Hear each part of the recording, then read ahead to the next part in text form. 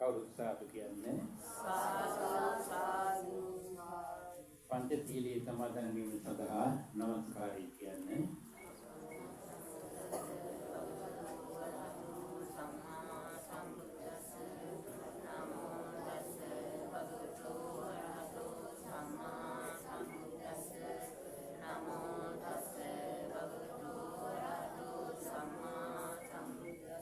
Buddhang saranang gacchami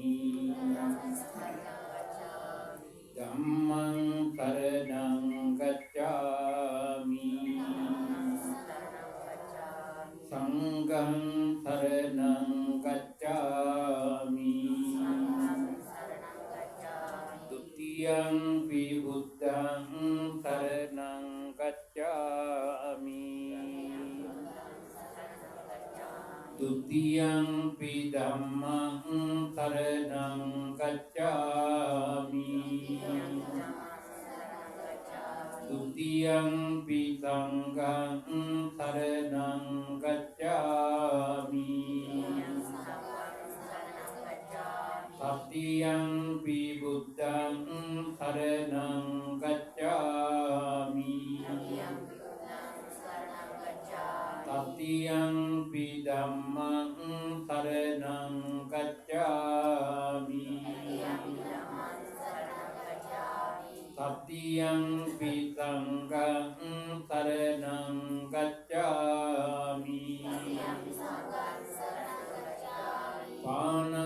Panatipata veramani sikkhapadang samadhiyami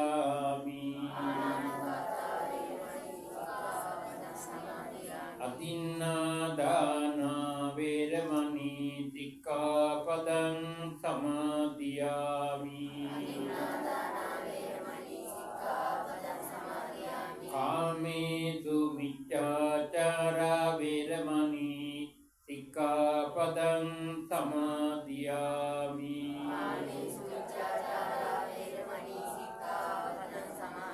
Musāvādā veramani sikkhapadang samadhiyami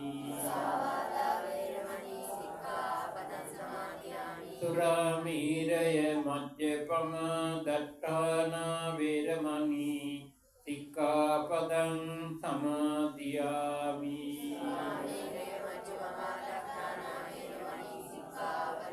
Mīti sarana sahita Utum pancasila dharmaya Margapala nivan suva pinisama Hetu viva Sadhu Sadhu Sadhu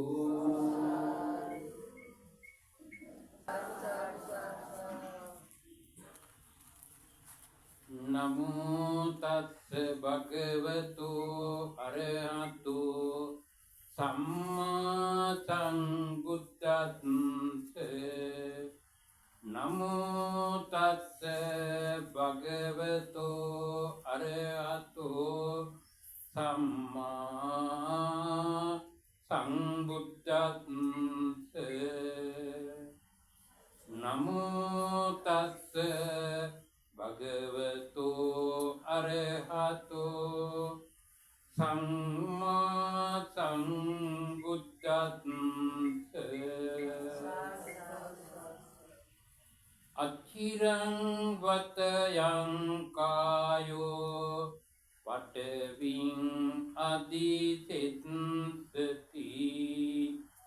Tuttu apeta viññānam nirattang va kalingaram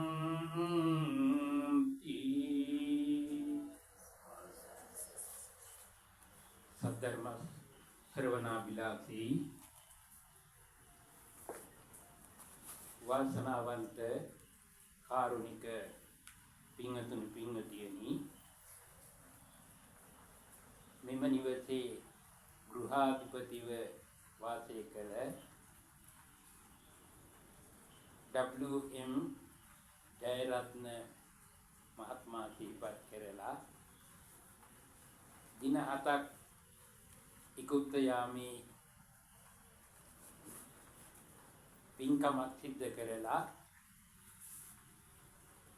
ඒ මහා පින්කම තුල ජනිත කුසල ශක්තිය පුණ්‍ය ශක්තිය ප්‍රාණකාරයාගේ පරලෝ ජීවිතයේ සූපත් කරලීම සඳහා අනුමෝදන් කරලීමටයි ස්වාමි දියණිය ඒ වගේම දරුවන් ඥාති හිත මිත්‍රාදීන් අසල්වාසී සෑම සියලු දෙනාම ඒක රාත්‍රී වේලා සැදී පැහැදී සිටින්නේ ඒ ඥාති ධර්මය කළගුණ සැලකීම යුතුයකම් ඉටු කිරීම අපේ බෞද්ධ සංස්කෘතියට අදාළ වන ආකාරයට සිද්ධ කරමින් මේ පින්කම සිද්ධ කරන්නටයි සැදී පැහැදී සිටින්නේ.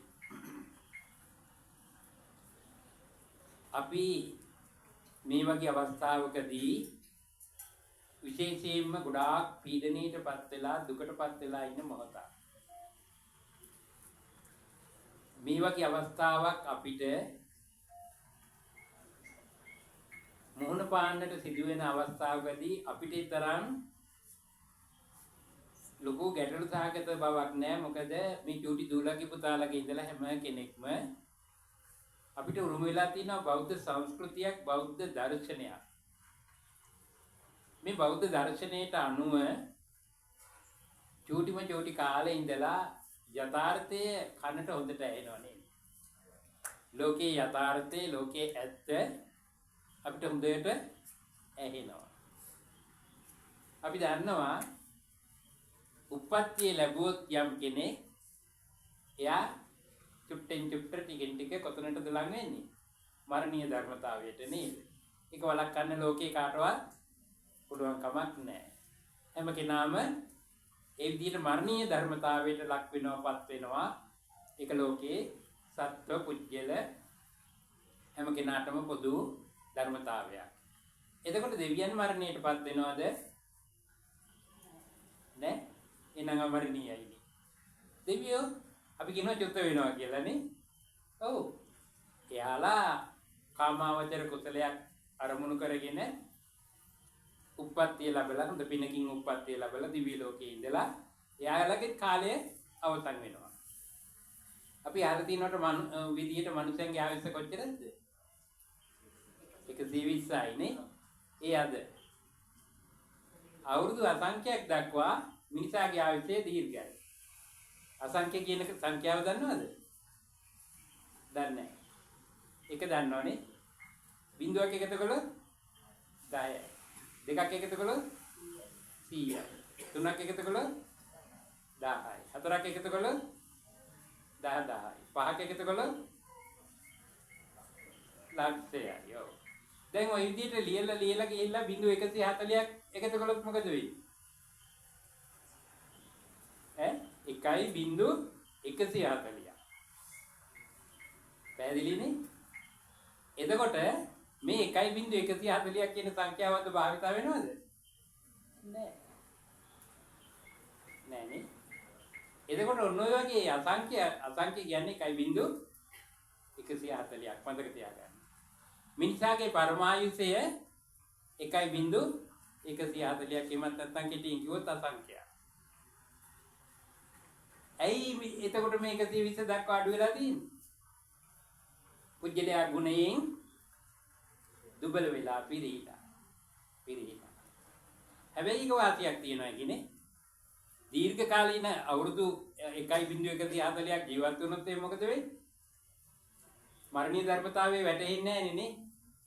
ඒකට වෙන්නේ. ඒ නිසා මේකත් හොඳයි නේ.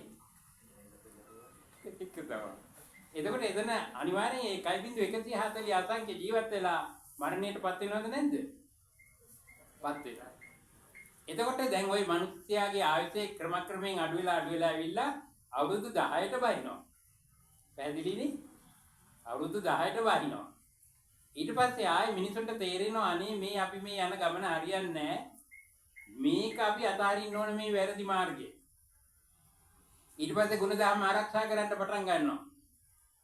අවුරුදු 10ක් ආයුෂ වෙනකොට තමයි යාළගේ මොළේ පෑදෙන්නේ. නේද? ඊට පස්සේ යාළ ගුණධර්ම දියුණු කරන්න පටන් ගන්නවා. ටිකෙන් ටික ආයුෂ වැඩෙනවා. වැඩිලා ගිහිල්ලා අන්න 1.140ට එනවා. දැන් පැහැදිලි නේද? අවමායුෂ සහ පරමායුෂ. අවමේ කීයද? 10යි. පරමායුෂ 1.140 එහෙම නැත්නම් අසංඛ්‍යයි. කොහොමද අපේ ගමන් මාර්ගයනේ?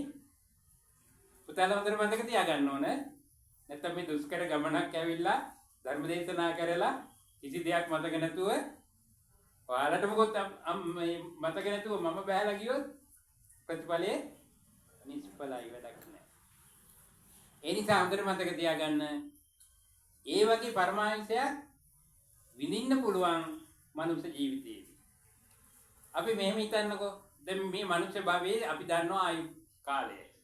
දැන් ඊළඟට බලමු අපිට ළඟම තියෙන දිව්‍ය ලෝකේ මොකද්ද? චාතුර්මහා රාජිකේ. චාතුර්මහා රාජිකේ ආයු කාලය අවුරුදු 90 ලක්ෂය. පැහැදිලිනේ? ඊළඟට තාවතින්සේ තියෙනවා. තාවතින්සේ 3 කෝටි 60 ලක්ෂය. යාමයේ 14 කෝටි 40 ලක්ෂය. තුසිතේ 57 කෝටි 60 ලක්ෂය. නිමාන රතියේ කොච්චරද? ඕවා ඒ ගුණයෙන් වැඩි ගිහිල්ලා පරිනිම්මිත වසවර්තියේ තියෙනවා 920 කෝටි 60 ලක්ෂය. අහලා දිනව නේද? වසවර්ති මාර්යා කියලා ඒ මාර්ගය තියෙන්නේ. ඒ දිව්‍ය ලෝකවල උඩ මේකේ තියෙනවා 920 කෝටි 60 ලක්ෂය. එතකොට මේ කාමාවචර පින්කම් වලින් තමයි ඔය උප්පත්ති ලබන්නේ. මනුස්සයත් එහෙමයි පැහැදිලිනේ? කාමාවචර කුසල් වලින් ඉපදිච්ච අය ඔය විදියට 920 කෝටි 60 ලක්ෂයෙන් සීමා වෙනවා. අන්න ඊළඟට පුජ්‍යලයා මේ කාමය කියන මේ කාමාවචර භාවයෙන් ඈත් වෙලා යල ධානය වඩනවා. පුතේ මම මේ කියනකොට පොඩ්ඩක් නිින්දයයි චුට්ටක් ගැඹුරු වගේ වැටෙයි. හොඳ අවධානයෙන් ආගෙන ඉන්න. මම මේ සත්වයාගේ වයස් කාණ්ඩය පිළිබඳව මේ කියන්නේ. එතකොට ඔය මේ කාමාවචර දිව්‍ය ලෝක 6ක් තියෙනවානේ. 6 ඉහළම එක තමයි පරිනිම්මිත වසවර්ති කියන්නේ. ඒකේ 920 කෝටි 60 ලක්ෂයක් ආයුෂයි. අන්න කාමාවචරයේ උපරිමය. පැහැදිලිනේ? එතකොට ඕකේ කාමාවචර ලෝකයට වැටෙන ලෝක තියෙනවා 11. කොච්චරක් තියෙනවද? 11ක් තියෙනවා. එතකොට දිව්‍ය ලෝක කීයද? 6යි. සදිව්‍ය ලෝක කියලා කියන්නේ මනුස්ස ලෝකයයි 7යි. 6යි 1යි 7යි නේ. ඊළඟට සතර අපාය. සතර අපාය කියන්නේ නරක, තිරිසන්, പ്രേත, අසුර. පැහැදිලිනේ? දැන් ලෝකේ පැහැදිලි නේද ඔයාලට? නරක, තිරිසන්, പ്രേත, අසුර 4යි, මනුස්ස ලෝකයයි 5යි, දිව්‍ය ලෝක 6යි 11යි. පැහැදිලිනේ? ඔව්. ඔන්න දැන් ලෝක සංහිතියේ කාමාවචර භූමිය වල දන්නවද නැද්ද? දන්නවා. හැබැයි යමත කරන්න එපා. මම අනිත් දවසේ බන්ට කොහෙදී හරි මෙයාවට පරිසරය ගැරකෙනවා නේද? මතක තියෙන්න ඕනේ. හරි. දැන් ඒකට කාමාවචර ලෝකයන් තුල ක්‍රියාත්මක වෙන්නේ. එතකොට මනුෂ්‍ය ලෝකය කියන්නේ සුගති භූමියක් දිව්‍ය ලෝක 6 සුගති භූමියක්. එතකොට සුගති 7ක් තියෙනවානේ. සුගති 7ක් තියෙනවා. සුගති කියලා කියන්නේ සු කියන්නේ මනාව හොඳ ගතිය ඇති ලෝක 7ක් තියෙනවා. දුගති කියලා කියන්නේ නරක එහෙම නැත්නම් දුක් විපාක විඳින දුක්ඛිත භාවයෙන් ජීවත් වෙන ලෝක කීයක් තියෙනවද? 4ක් තියෙනවා. ඒක තමයි යටම තියෙනවා නරකය, ඊළඟට තිරිසන් ලෝකය අපිට වෙනින්න තියෙන්නේ, ඊළඟට പ്രേත ලෝකය, ඊළඟට අසුර ලෝකය. අසුර ලෝකයේ තියෙන්නේ මහමෙරු පර්වතයේ අඩියම. මහමෙරු පර්වතයේ යොදුන් 84000ක් උසයි. පොළොව යටටත් ඒව තියෙනවා. ඒවා මේ සාමාන්‍ය ඇසකට ගෝචර වෙන්නේ නැහැ. හොයාගෙන ගියාට එහෙම අහුවෙන්නේ නැහැ. මොකද තේරුම් පදාර්ථ වලින් ඒක සකස් වෙලා තියෙන්නේ. දැන් අපිට පේනවා. සුද්දාස්ත්‍රික කලාප අපිට රළු අහුවෙන කොටස අපිට පේනවා දකින්න පුළුවන්. මේ නැති දැන් අපිට ගෝචර නොවන දේවල් මේ ලෝකේ ගොඩක් තියෙනවා. පැහැදිලිනේ? එතකොට මේ සියුම් මේ පදාර්ථ වලින් සකස් වෙලා තියෙන මේ මහා මේරු පර්වතයේ තියෙන්නේ අසුර භවනය කියන එක තියෙන්නේ මහා මේරු පර්වතයේ යට. පැහැදිලිනේ? එතකොට මහා මේරු පර්වතයේ මුදුනේ මොකද්ද තියෙන්නේ? දිව්‍ය ලෝක ආන්නහරි. දිව්‍ය ලෝකේ ඒකේ තියෙන චාතුර් මහරජිගේ ඊළඟට යොදුන් 15000ක් උඩින් තියෙන එක හොඳට මතක තියාගන්න. යොදුන් 15000ක් උඩින් ඊට යොදුන් 15000ක් උඩින් තමයි තාවතින්සේ තියෙන්නේ. තාවතින්සේ ඕකේ තමයි සක්‍ර දේවේන්ද්‍රයා ඉන්නේ. එතකොට දෙදෙව්ලොවට අධිපති කියන්නේ කවුද? සක්‍ර දේවේන්ද්‍රයානේ. එතකොට මේ චාතුර් මහරජිකේටයි තාවතින්සේටයි දෙකට අධිපතිය කවුද? සක්දේවී. පැහැදිලි නේද? එතකොට මෙන්න මේ සක්‍ර දේවේන්ද්‍රයා දෙදෙව්ලොවට අධිපති වගේම මෙයාලා මොකද කරන්නේ? නිතර මෙයාලට පෙනෙනවා මනුෂ්‍ය ලෝකේ. මනුෂ්‍යයා මොනවද කරන්නේ? මනුෂ්‍යයා මොනවද කතා කරන්නේ? මනුෂ්‍යයා ගුණධර්ම දියුණු කරනවද? මනුෂ්‍යයා මේ හැම දෙයක් මෙයාලට පේනවා. පැහැදිලිනේ? අර ඔයාලා අහලා තියෙනවද දෙවියෝ පින්දහම් කරනකොට මේ රංපත් වල ලියාගෙන යනවා කියන කතාවේ? එතකොට එයාලගේ නියෝජිතයෝ මෙතන ඉන්නවා. සිව්වරන් දෙවිවරුන්ගේ. අපි මේ දේව සංකල්පේ මත කරනවා නෙවෙයි දෙවියන්ට වඩා මනුෂ්‍යයා ගොඩක් උසස් කියන එක හොඳට මතක තියාගන්න. ඇයි ඒ? දෙවියන්ට හිතෙන විදියට අවශ්‍ය කරන පින්කම් කරන්න පුළුවන්ද? දැන් බලන්නකෝ ඔයාලා ධර්ම දේශනාවක් කරන්න හිතුණා. ස්වාමීන් වහන්සේට ආරාධනා කළා. දැන් මේ පින්කම කරනවා. එතකොට අද දවස පුරාම ඔයාලා දාන පිළියෙල කරනවා විවිධ දේ කරනවා නේද? දෙවියෝ මේව කරන්නේ සමහරක් වෙලාවට වෙස්වලාගෙන ඇවිල්ලා හොරේ. සක්‍ර දේවේන්ද්‍රයව කරපු අවස්ථා තියෙනවා එතකොට ඒ අවස්ථාවේ chance එක ලැබිලාද අපිට? පැහැදිලිවම ලැබිලා නේද? එතකොට බලන්න මේ වගේ ඉතාමත්ම වටිනා දැන් බුදුහාමුදුර කොතනකවත් දේශනා කරලා තියෙනවද දුර්ලභංච දේවත්තා කියලා? නෑ. බ්‍රහ්මත්වං කියලා නෑ. දුර්ලභංච මනුස්සත්වං කියලා දේශනා කළා. කොච්චර වටිනාකමක් තියෙනවද බලන්න. මනුෂ්‍යාත්ම භාවයේ ඔයාලගේ ජීවිතවල කොච්චර වටිනාකමක් තියෙනවද කියලා බුද්ධිමත්ව කල්පනා කරලා බලන්න. හරි. දැන් එතකොට අපේ මේ විශ්ව ධාතුවේ ප්‍රතිසන්දි තල 31ක් තියෙනවා. කීයක් තියෙනවද? 31ක් තියෙනවා. හොඳට මතක තියාගන්න. දැන් අපි දන්නවා කාමාවචර 11ක් තියෙනවා කියලා. කාමාවචර කීයක් තියෙනවද?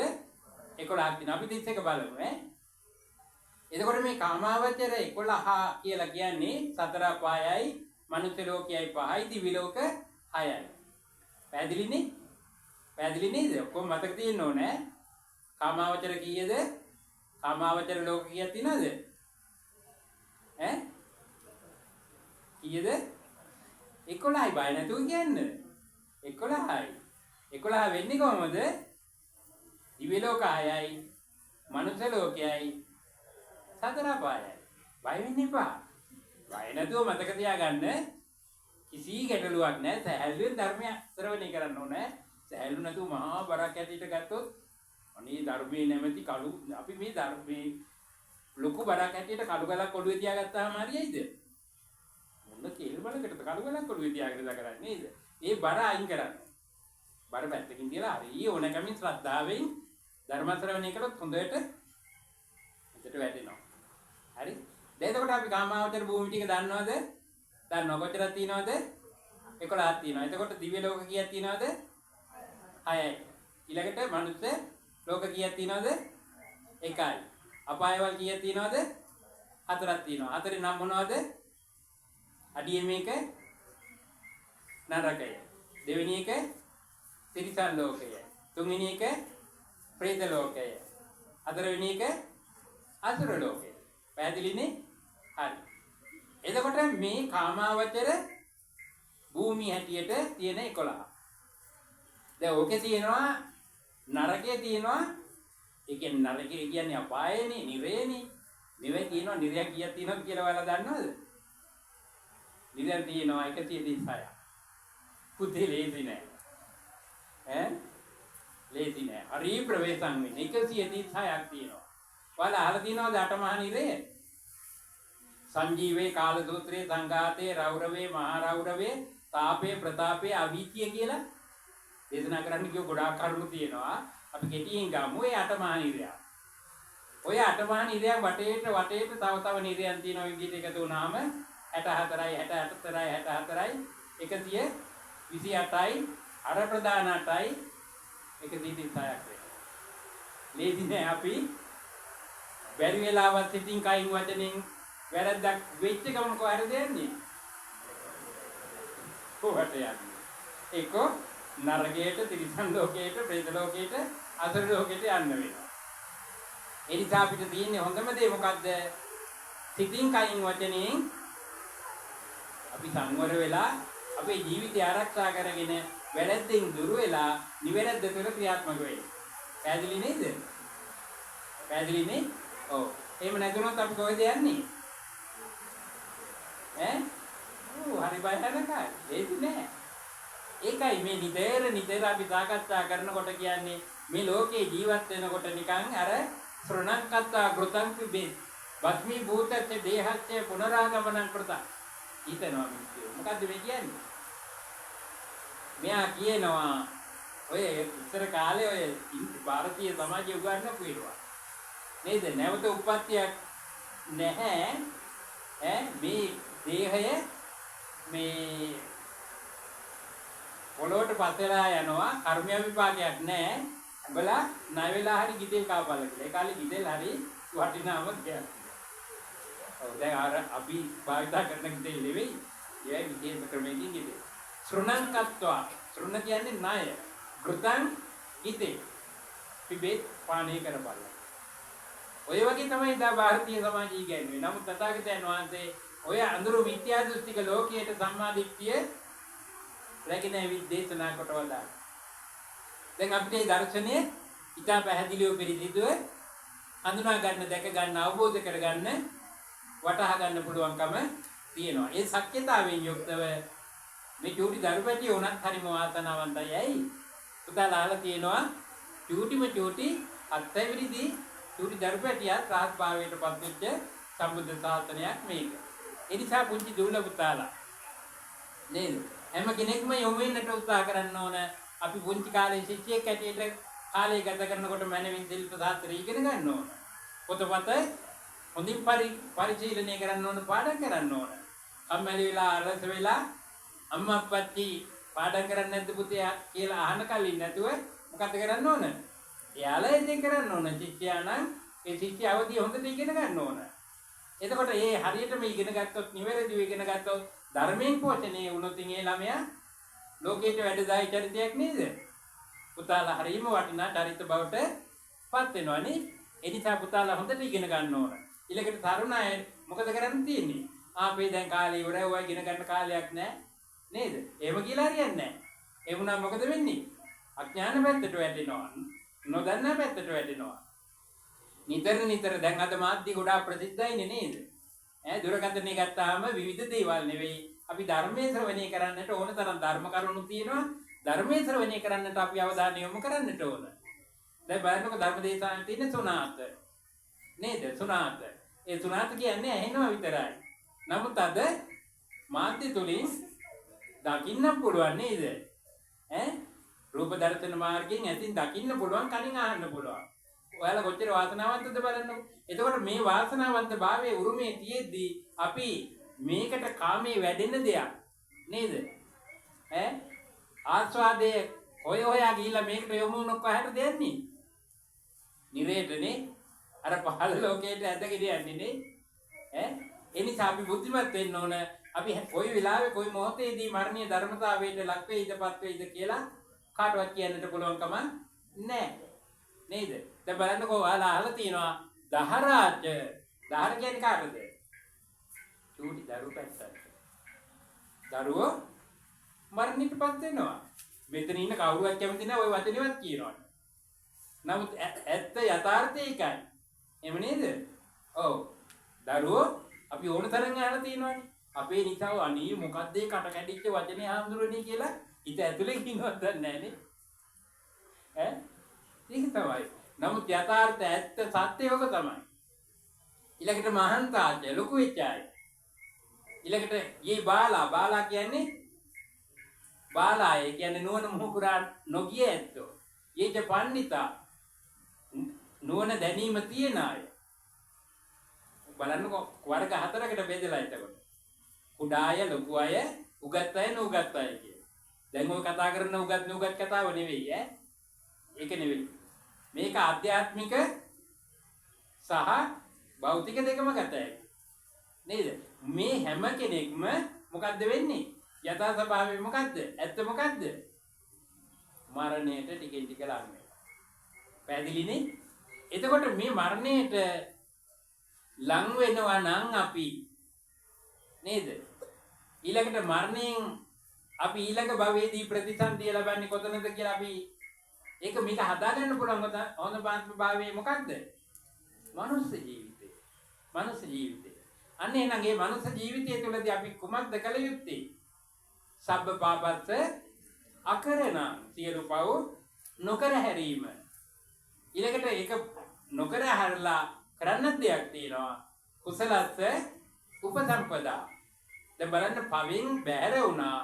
එතකොට කුසලයේ පිහිටනවා. මොකද්ද මේ කුසලයේ කියන්නේ?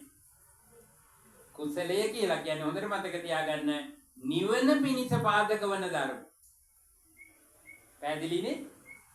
නිවන පිණිස හේතු වෙන ධර්ම. දැන් ඔයාලා පන්තිල් සමාදන් වෙලා මේ උතුම් පංචශීල ධර්මයේ නිර්වාණය පිණිස හේතු වේවා කියලා ඔයාලා ප්‍රාර්ථනා කළානේ.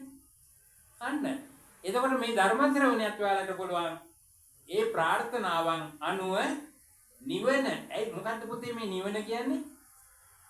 නිවන කියන්නේ දරුවනි ජාති ජරා ව්‍යාධි මරණ ශෝක පරිදේව දුක්ඛ දෝමනස් උපායාස ආදී මේ කියන වැල්වට අරන් ඔක්කොම ටික නැති කිරීම. කොච්චර ලස්සනයිද එතකොට නේද? උප්පත්තියක් නැත්තම් හිතෙනව නේද අපරාධ කියලා හිතෙනව නේද? ගොඩක් අයට හිත. ඇයි ඒ? එයා විද්‍යාව නිසා. ඒ උප්පත්තිය කියන එක කොච්චර දුකක්ද කියලා කාටවත් තේරෙනවද? බලන්න මම මේ කියන දේ හොඳට මතක තියාගන්න. අපි මව් කුසකට ආවට පස්සේ මාස 9මාර 10ක් ඔක ඇතුලේ හිර වෙලා ඉන්නවනේ. ඇත්තටම තපයිද? අපි ඔක දන්නේ නැහැ නේ. අතිශය දුක් විඳිනවා. නේද? එතකොට අම්මා අපි කියන්නකො මෙහෙම කියලා මේ උණු වතුර එහෙම මේ සීතල වතුර නොබීන්න එපා. අම්මා උණු වතුර ටිකක් බිව්වොත් එහෙම අපිට ඒ කර්මානුරූපව ලැබෙන දේවල් බලන්න දැනෙන උණු වතුරයකට වක් කරනවා. නේද? ඊළඟට අයිස් එකක් කෑවොත් එහෙම ඕන ගයින්නේ එපා. ඒක දැනෙනවා අයිස් ගොඩක් නැද්දේ? ඇයි හරි සියුම් ශරීරයක් නේ චූටි ශරීරය. එහෙම දැනෙනවා. එතකොට මේවා හුරු වෙන්න ඕන. මේවා මේ කර්මානුරූපව ලැබෙන දේවල් නේ. එතකොට මේ මව් කුසේ ස්වરૂපය ඊළඟට ඉපදෙන්න ගියාම මොකද්ද දන්නවද වෙන්නේ? අනේ බලන්න ඉතාමත්ම අප්‍රමාණ දුක් විඳින්න වෙනවා. ඒක අම්මලා හොඳටම දන්නවනේ නේද? එතකොට මේ දරුවට කොච්චර තැලීමක් ඇති වෙනවද බලන්නකො. එතකොට උප්පත්තියේ දුකක් නැද්ද බලන්නකො. ඊළඟට කොයි වෙලාවකවත් සැපවත්වද hina වීගෙනද ඔය කටයුත්තේ යෙදෙන්නේ? අනේ අඬාගෙන වැළපීගෙන නේද? ඔය අපේ තත්ත්වය. එතකොට අපිට පහසුකම් තියෙනවා. තිරිසංගත ලෝකේ අතිශය භයංකාරයි. නේද? එතකොට ජාති ඊළඟට ජරාව හැම වෙලාවකම දිරා යනවා. ක්ෂණයක් පාසා මොහොතක් පාසා දිරෙනවා. අපිට ඒක දිරීම වෙන්නේ නැහැ. දැන් බලන්න චූටිම චූටි දරුවෙක් මව කුසේ ඉන්න දරුවෙකුයි ඒ දරුවාගේ ස්වරූපය ටිකෙන් ටික වෙනස් වෙන්නේ නැද්ද? නේද? අපි මොනවාරි විද්‍යාත්මක උපකරණයකින් බැලුවොත් එහෙම අර යුක්තාණුව ක්‍රමක්‍රමයෙන් වැඩිලා අර මුලින් තිබුණ තත්ත්වයෙන් වෙනස් වෙවි අර මුලින් තිබිච්ච දේ නැති වෙලා ගිහිල්ලා ඊළඟ දේ හැදිලා. ඒක නැති වෙලා ගිහිල්ලා ඊළඟ දේ. ඔය හැබැයි ඔක දෙගුණ වෙනවා. විවිධ ක්‍රම වේදයන් ඔස්සේ. එතකොට දැන් මේ ඔය විදිහට ඔය අපිට ඔය ජාතිය ජරා ව්‍යාධිය ඔය දේවල් අහන්න පුළුවන්කම ලැබුණාට අපි අද ඉඳලා ඔයාලා බුද්ධිමත් වෙන්න මේ தত্ত্বය නිතර අහලා ශ්‍රවණය කරලා මෙනෙහි කරලා මේ යථාර්ථ සත්‍ය තේරුම් ගන්නට ඔයාලා උත්සාහවත් වෙන්න. පැහැදිලිනේ? දැන් අපි මේ කාරණේ ගොඩාක් අපි එහාට සංකීර්ණ වීගෙන ගියා. දැන් මම කියන්නට උත්සාහ කරන්නේ ජාති ජරා ව්‍යාධි මරණ ශෝක පරිදේව දුක්ඛ දෝමනස් උපායාස කියන මේ අප්‍රමාණ දුක් වැල නැති කරන්න තියෙනම් අපිට සතුටක්ද? සතුටුයි කියන අය අත උස්සන්න. කවුරුවත් කැමති නැහැ. කියන්නේ ඉපදෙන්න කැමති. ඉපදෙන්න කැමති අය අත උස්සන්න. කවුරුවත් කැමති නැහැ. නේද? එහෙමද කියන්නේ? නිවන් දකින්න කැමති අය අත උස්සන්න. නිවන් දකින්න කවුරුවක් කැමතිත් නැහැ. නිවන් දැක ලැබෙනවා කියනකොට ඇයි යන්නේ සාදු කියන්නේ? ඔය කියනවානේද? කියනවානේද? අපි යථාර්ථයට ඇත්තට විජු අවංකව පුතේ ඕක අපි කතා කරන්න බය වෙන්න ඕනේ නැහැ නේද? බය වෙන්න ඕනේ නැහැ. මේ මිනිස්සු කාමේහි ලෝකම්මි නැහියත් තිත්ති. මේ කාමය කම්සප කාම කියන්නේ රූප දකින්න කැමති, ශබ්ද අහන්න කැමති, ගන්ධ සුවඳ ආග්‍රහණය කරන්න කඳරන් කැමති නෑ නේද? ඊළඟට රස විඳින්න කැමති, ස්පර්ශය විඳින්න කැමති, අරමුණු රස විඳින්න කැමති. මෙන්න මේ කැමැත්ත කියන මේ කාලකන්ණි ඔකටම තමයි තෘෂ්ණාව කියලා කියන්නේ. මෙන්න මේක තමයි කරදරකාරය. මේක තමයි අපිට දැන් මේකේ වෙන්නේ මොකද්ද දන්නවද? මේ හිත කියන ඉතිර පැවැත්මක් ඇති එකක් නෙවෙයි. හිත අපිව පාලනය කරමින් අපෙන් වැඩ ගන්නවා. අපි හිතේ වහලෙක් වෙලා ඌනෝ ලෝකෝ අතිත්තෝ තණ්හා දාසෝ. බලන්න ලස්සන දේශනාව. හිස් බව පුරවන්න අපිව අවභාවිතා කරනවා මේ සිත විඥානය. එතකොට මෙන්න මේ විඥානය කොතනක හරි පතිත වෙන්නේ නැත්නම් උප්පත්තියක් නැහැ නේද? උප්පත්තියක් නැත්නම් ජාතිය, ජරා, ව්‍යාධි, මරණය, ශෝක, පරිදේව මේවා තියෙනවද? මේවා නැහැ. ඔන්න තමයි නිවන කියන්නේ. පැහැදිලි නේද? එතකොට මේක නැත්නම් කොච්චර සතුටුයිද? සාමාන්‍ය විදිහට හිතුව අනේ අපේ අම්මා වුණා, අපේ තාත්තා වුණා, අපේ අයියා අක්කා නංගි මල්ලි ආච්චි සීයා මේගොල්ලෝ දාලා යන්න බෑ. මේවයි වැහිලා තියෙන්නේ මොකක්ද මේ? යථාර්ථයේ ඇත්ත ඇති දකින්න තරම් නුවණ අපේ තාම මෝරලා නැහැ කියන එකයි. පැහැදිලිනේ? ඔව්. එතකොට මේ සදා අපි මේ නුවණ ප්‍රඥාව මෝරන්න මොකද්ද කරන්න ඕන? පියවරෙන් පියවර ටිකෙන් ටික අනුභවේන මේ දාවීතෝකතෝකං කණී කණී කම්මාරෝ රජ තස්සේව නිද්ද මේ මලමද්දනෝ. හරි ලස්සනයිද නේ? කම්මල අහලා තියෙනව නේද පුතාලා? යකඩයක් තියෙනවා මලකඩ කාපු එක. එතකොට මේ යකඩය කම්මල් මාමට හම්බ වුණා මොකද කරන්නේ? එහා ඕක මලකඩ ටික තලලා අයින් කරලා නේද? ඊළඟට රත් කරනවා. රත් කරලා මොකද කරන්නේ? දෙනවා හිටියේ නේද දාඩිය මුගුරු දාගෙන. ඔහොම ගහලා තලලා රත් කරලා ආයෙ වතුර යොබලා ආයෙ රත් කරලා ඔම කළා මොකද්ද කරන්නේ? ආයුධයක් හදනවා. ආයුධේ වැඩදායිද? ප්‍රයෝජනවත්ද? ඔක ඔය උපමාවක් එතකොට මෙන්න මේ වගේ හිතේ තියෙන කෙලෙස් ටික අයින් කරලා ඉවර වෙලා ඊටා පිරිසිදු අවියක් කරපුවාම ආයුධයක් කරාම පුළුවන් ප්‍රඥාව නැමැති ආයුධය සකස් වෙනවා. මොන ආයුධයේද? ප්‍රඥාව. යෝදේත මාරං පඤ්ඤායුධීන. බලන්නකො දේශනා කොච්චර ලස්සනද කියලා නේද පුතේ? යොදන්න භාවිතා කරන්න මොකද්ද ප්‍රඥාව නැමැති ආයුධය? මොකටද? මේ කෙලෙස් නැමැති කැලෑව වනය විනාශ කළා දාන්න. බලන්න කොච්චර ලස්සනට උපමා සහිතව අපේ බුදුරජාණන් වහන්සේ ධර්මයේ දේශනා කළා තියෙනවද කියලා. අපි කොහටද යන්නේ? අපි මා පිස්සු ලෝකයක අතරමං වෙලානේ. ඇත්ත උකයි පුතේ. ඇත්ත උකයි. අපි දක්ෂ වෙන්න ඕනේ යථාර්ථය දකින්න. නේද? නැත්තම් අපි මේ විදිහට අපිට මේ කරන පිනක් අරමුණු නොතින් දිව්‍ය ලෝකේ උපදී. නමුත් දෙවියොත් චුත වෙනවා නේද? දෙවියොත් චුත වෙනවා. ගිහිල්ලා ආයි නිරේ ඉපදිනවා. තිරිසන් ලෝකේ ඉපදිනවා. പ്രേත ලෝකේ ඉපදිනවා. අසුර ලෝකේ ඉපදිනවා. එතකොට උප්පත්තිය නිසා මොකද්ද වෙන්නේ? ජාතිය නිසා ව්‍යාධි, ජරා, මරණ, ශෝක, පරිදේව ඔය අන්නර වෙලා එනවා. නේද? ආයි කොහොම හරි අමාරුවෙන් හරි ඔය නිරෙන් ගැලවිලා, තිරිසන් ලෝකයෙන් ගැලවිලා මිනිසෙක් වුණොත් එහෙම ඒව චේත කර්ම වලින් ඇස් පෙනෙන්නේ නැති, අන්ධ වෙලා, බීර වෙලා, ගොරුව වෙලා, අතපය වකුටු කොර බොකුටු වෙලා උප්පත්තිය ලැබෙනවා. නේද? ඒ වයිදිත් උපව කරොත් ආය යනවා පායට. බලන්නකො මොන කර්මයක්ද මේ සතර නේද? ඈ? ඉතින් මේක තේරුම් ගන්න නැතුව අපි නැවත නැවත භවයන් තුල ප්‍රතිසන්දිය ලැබමින් අනවතක්කෝ යම් වික්කවේ සංසාරෝ පුබ්බා කෝටින පඤ්ඤාය. බුදුහාම දේශනා කරන මේ අනවරාගී සංසාරය තුල ආරම්භයක් සහ අවසානයක් පණවන්න බෑ කියලා. පණවන්න බැරි ඇයි? මේ කෙලෙස් චක්‍රේ නිසා. කෙලෙස් චක්‍රේ නිසා.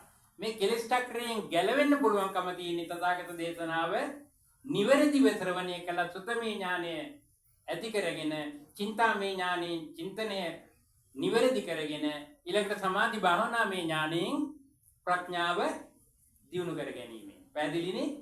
එතකොට මේ ප්‍රඥාව දියුණු කර ගන්නා තාක්කල් අපිට මේ කෙලෙස්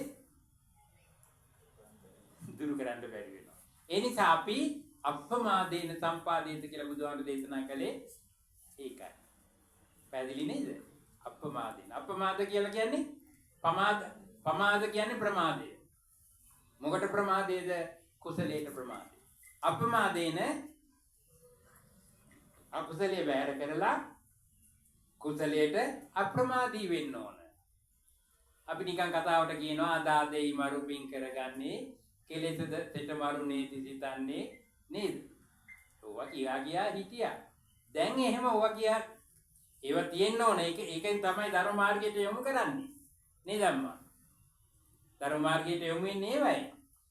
අපි මේ දේවල් ඒ විදිහට පැරණි අපේ සිරිත් විරිත් අපේ අම්මලා දැන් අපේ අම්මලා කියනවා සමහරක් වෙලාවට අනිච්චං වනපදයක් නෙනේ.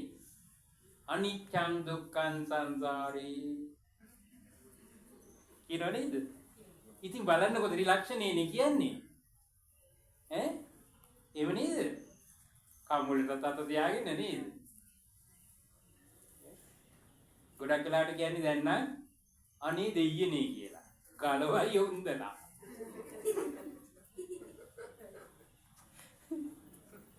එහෙම නේද පුතේ කියන්නේ? දෙයියන්ට බෑ ගලවන්න උදේ මතක තියාගන්න. කවදාවත් ඒ දේ නම් වෙන්නේ නැහැ. අනිත්‍ය දුක්ඛ සංසාරේ කියන්නේ බය නැතුව. හැබැයි ඔක තේරුම් ගන්න ඕන. මොකක්ද අනිත්‍යයි කියන්නේ? ඈ?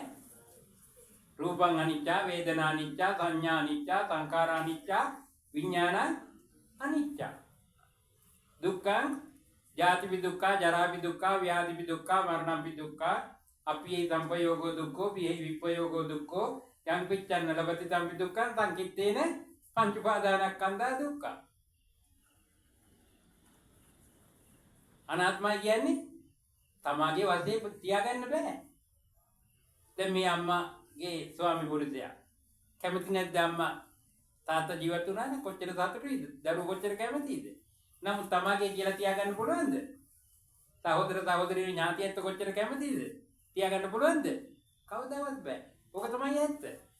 ඇත්ත අපිට වෙනෙනවා. නමුත් අපි යථාර්ථය දකින්න අපි දක්ෂ නැහැ. ඇයි? අවිද්‍යාවෙන් අපි වැහිලා. නේද?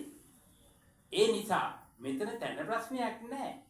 හොඳම තැනක උප්පත්තිය ලැබලා තියෙන්නේ. ඔය මොන මට්ටමක හිටියත් සමහරක් වෙලාවට අකුරු ලියන්න බැරි වුණා. අකුරු වලින් ඇති වැඩක් නැහැ.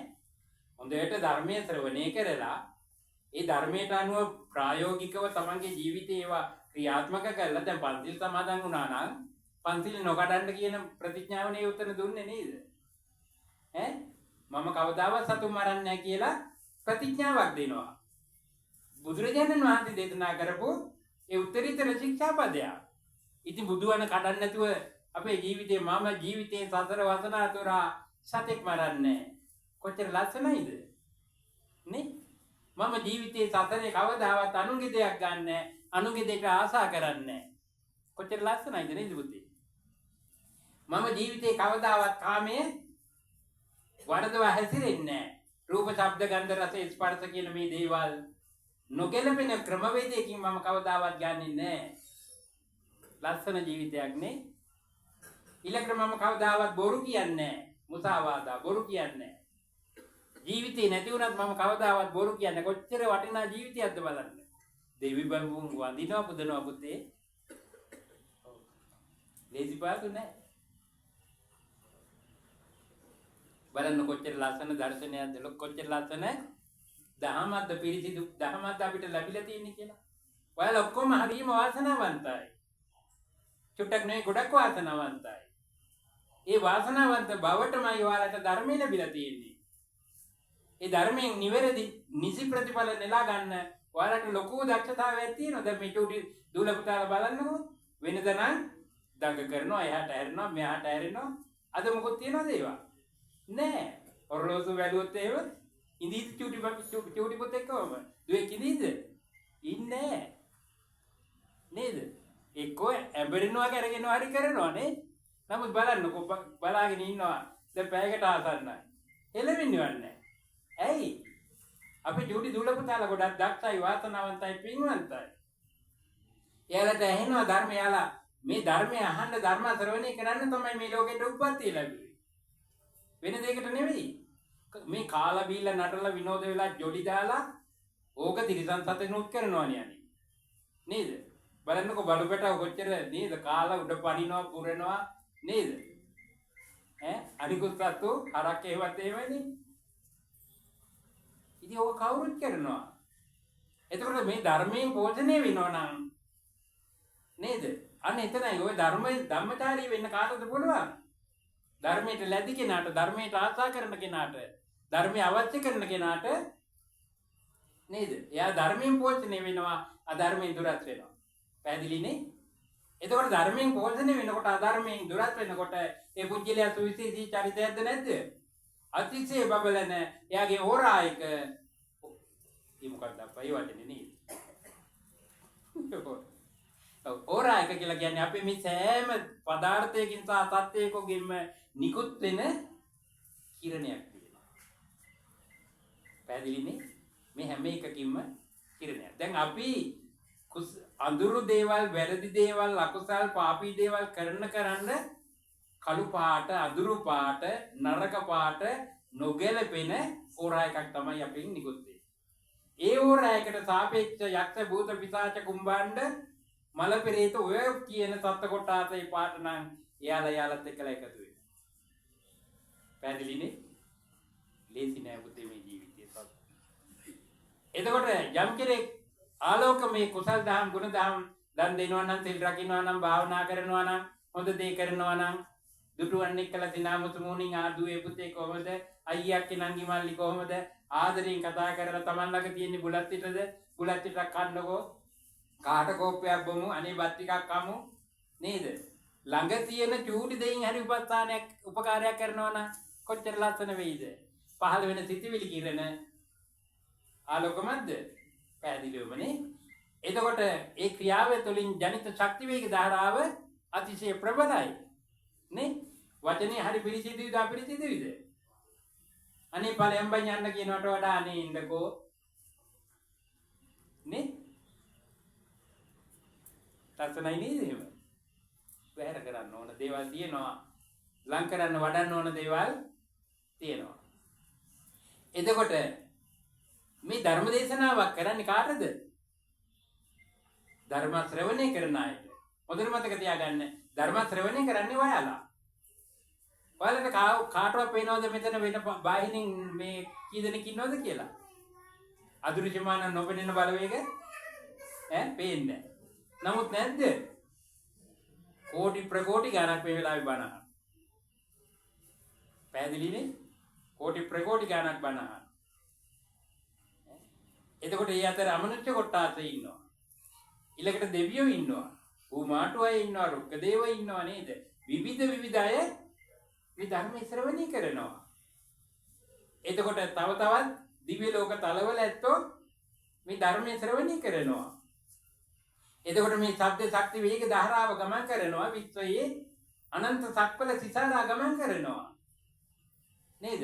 එතකොට එයාලට මේ ආලෝකයේ එයාලගේ ඕරා එකට සාපේක්ෂ වූ ආලෝකයක් හැටියට ඒ කිනාට ඒ ධර්ම කාරණා හඳුනා ගන්න, ග්‍රහණය කර ගන්නට පුළුවන්කම තිබෙනවා. එතකොට බලන්නකො මේ විශ්වයේ ක්‍රියාකාරීත්වයේ තුල පුජ්‍යල මනසේ ක්‍රියාකාරීත්වය සාපේක්ෂ වෙනවා නේද? එතන සාපේක්ෂයි. නේද? අඳුරු දෙයක් කළොත් අඳුරු තත්වයන් එක ඒ ස්තරය තුල ස්ථානගත වෙනවා. පැහැදිලි නේද? අඳුරු කියන්නේ පව්කම් කරොත් ඒ පව් තුල ශක්ති වේග ධාරාවත් එක්කලා ඒගොල්ලෝ දේවෝ දේවාය සද්දින් සංවති. දෙවියොත් එක්කලා එකතු වෙනවා. මිනිසයොත් එක්කලා එකතු වෙනවා. බ්‍රහ්මයොත් එක්කලා නේද? තිරිසන් සතුන් එක්කලා. ප්‍රේත කොට්ටාසත් එක්කලා. මේ සහජීවනයේ කියන එක ඒ දැනටපත් වෙන්නේ මොකක් නිසාද?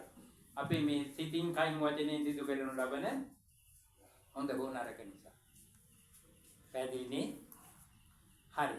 දැන් එතකොට අපි යොමු වෙමු. දැන් අපි ගොඩාක් දේවල් කතා කළා. දිව්‍ය ලෝක ගැන කතා කළා. බ්‍රහ්ම ලෝක ගැන ටිකක් අපහසුයි ඈ. කාලේ යනවා ඈ. බ්‍රහ්ම රූපාවචර බ්‍රහ්ම ලෝක 16ක් තියෙනවා. මතක තියාගන්න. දැන් කාමාවචර කීයද? 11යි. රූපාවචර කීයද? 16යි. රූපාවචර 16යි. පුතේ උදේ මතක තියාගන්න. අපිට කාලේ වන්දි නිසා. අරූපාවචර 4යි. ඔව්. ඒකේ ආකාසානංචායතන, විඥානංචායතන, ආකින්චඤ්ඤායතන, නේව සංඥාන සංඥායතන කියලා 4ක් තියෙනවා. එතකොට මේ දැන් බලන්න එතන 4යි. බ්‍රහ්ම ලෝක 16 කීයද? 20යි. එතකොට කාම සුගති භූමි කීයද? 7යිනේ. දිව්‍ය ලෝකයයි මනුස්ස ලෝකයයි. එතකොට 20යි 7යි 27යි. සතර අපායයි 31යි. කීයද? 31යි. සතර අපාය කියන්නේ එකක් නෙවෙයි අපායවල 4ක්. නරක තිරිසන් ප්‍රේත අසුර. දැන් ලෝකේ ඔයාලා දන්නවද? ලෝකේ හැදිලා තියෙන විදිය දන්නවද? ඔයාලා කොච්චර වාසනාවන්තද බලන්න. අහලා බලන්නකො ලෝකේ ඔය ප්‍රතිසන්දිතාල පිළිබඳව කාගෙන් හරි දන්නේ නැහැ. ඔයාලා දන්නවනේ දැන්. එතකොට මේ සෑම සත්වයේ පුජ්‍යලයක්ම හොඳ නරක පව්පින් කුසල අකුසල අනුව බෙදනවා කියලා ඔයාලා දන්නවද? දන්නවා. හැම කෙනෙක්ම මරණයටපත් වෙනවා කියලා ඒක අමුතුවෙන් කියන්න දෙයක් නැහැ. එතකොට කරන්න ඕන නොකරන්න ඕන දේවල් මොනවද කියලා දන්නවද? දන්නවා. එතකොට මේ දේ වැරදි දෙයක් කළොත් හොඳ විපාක ලැබෙනවා කියලා දන්නවද? ඒක මොකද වෙන්නේ නේ? වැරදි කරොත් අඳුරු වැරදි එනත තමයි යන්න වෙන්නේ. හොඳ කළොත් ඔව් චක්කංව වහතෝපදන් කියලා කියන්නේ. වැරදි කළොත් ගුණාපසුපස එන කරත්ත රෝදේ වගේ. දැන් ওই කරත්ත රෝදේ ගුණාට සැපයක්ද? නතර වුණොත් කුටි කන්න වෙනවා. හයියෙන් ඇද්ද කුටි කන්න අර ලංගෙන් අදලා නහයත් එක්කලා විප කරලා තලලා කුටි කන්න වෙනවා. නේද? අදින් නැතුව හිටියා ඔය කරත්ත රෝදේ වදයක් නෙවෙයිද? එතකොට මේ සංසාර චක්‍රයේ වදයක් නෙවෙයිද? සංසාර චක්‍රයේ මී වදයක් කරගෙන අපි ආයේ ඉන්නේ. ඔව් ඔකට හරි ආසයි. ආසයි නේද පුතේ? ඉපදිනවට කැමති. සැප විඳින්න සැප තියනවා කියලා. මේ තියෙන කේල් මල් සැපේ නේද පුතේ? මේ ආහාරේ දිව කොටක් විනවන්න ආස්වාදයක් විඳිනවා. ඔකට අනේ කිජි වෙලා. නාසයේ සුවඳ ඔකට කිජි වෙලා. මොන ජරාවක්ද මේක නේද? බලන්න ඕන ටිකක්. ඔක යථාර්ථ ඇත්ත අපි දකින්න ඕන නේද දරුවෝ? ඒ නිසා හැම මොහොතකදීම පුතේ මොකෝත් ලොකු දෙයක් නැහැ මේකේ. සිතේ ඇති වෙන්නේ මොනවද කියලා තමන්ට පේනවනේ. මට දැන් තරහක් ආවා. මට ආසාවක් ආවා. එතකොට ඒ දෙක ලෝභයයි ද්වේෂයයි කියලා තමන්ට පේනවනේ. පේන්නේ නැද්ද? පේන හොඳට පේනවා. ඔක පේන්නේ නැහැ තිරිසන් සතුන්ට පේන්නේ නැහැ. නරකයේ අපායේ දුගතියින් නැට ඔක පේන්නේ නැහැ. අපිට පේනවනේ මට දැන් තරහක් ආවා. නේද? හොඳට පේනවා ද්වේෂයක් ඇති වුණා කියලා. ඒක හොඳ දෙයක්ද නරක දෙයක්ද? නරකයි කියලා දන්නවා මම තරහ වෙන්න හොඳ නැහැ. තමන් එකෙන් ටික ටික හැදෙනකොට ශික්ෂණයටපත් වෙනකොට අනේ යාරි හොඳ යාට තරහ යන්නේ. කවුරු මොනවද කිව්වත් අන්තිමට ගැව්වක් බැන්න. එයා තරහක් ඇති කරගන්නේ ඇයි? එයා දන්නවා මේ තරහින් මම අපායට යනවා කියලා. නේද? මේ තරහින් මම